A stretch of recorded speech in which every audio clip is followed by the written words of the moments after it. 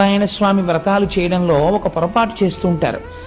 సత్యనారాయణ స్వామి వారి వ్రతంలో ప్రధానమైన అంగం ఏమిటో తెలుసా అండి? మంటపదానం చేసేయాలి. మొట్టమొదట స్కాందంలో ఒక కండిషన్ ఉంది. మీ శక్తికి లోటు చెయ్యకుండా మీరు సువర్ణమూర్తిని కానీ రాగి కానీ ఏదో ఒకటి పెట్టాలి. మనం ఎప్పుడు ఏం చేస్తామంటే ఒక కలశ పాత్ర పెట్టి ఒక సత్యనారాయణ స్వామి వారి ఫోటో తీసుకొచ్చి అక్కడ పెట్టి వ్రతం చేసేసి మంటప ప్రదానం చెయ్యమని ఆ బట్ట ఇలా ఎత్తమంటారు. ఆ తువ్వాలు ఎత్తి అందులో ఉన్న బియ్యము చెంబు ఆయనకి ఇచ్చేసి, ఇంకా కొంతమంది అయితే ఇంటికి వచ్చిన వాళ్ళు చూడాలని ఓ వెండి అష్టలక్ష్మి చెంబు పెడతారు. పెట్టి తువ్వాలు బియ్యం ఆయనకి ఇచ్చేస్తారు, అష్టలక్ష్మి చెంబు వీళ్ళు ఇంట్లో పెట్టేసుకుంటారు ఆ పూజ చేసిన మూర్తిని.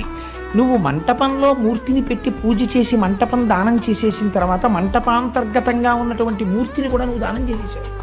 నువ్వు మళ్ళీ దానం చేశానని చెప్పిన దాన్ని తెచ్చి ఇంట్లో పెట్టుకుంటే నువ్వు వెంటనే పొరపాటు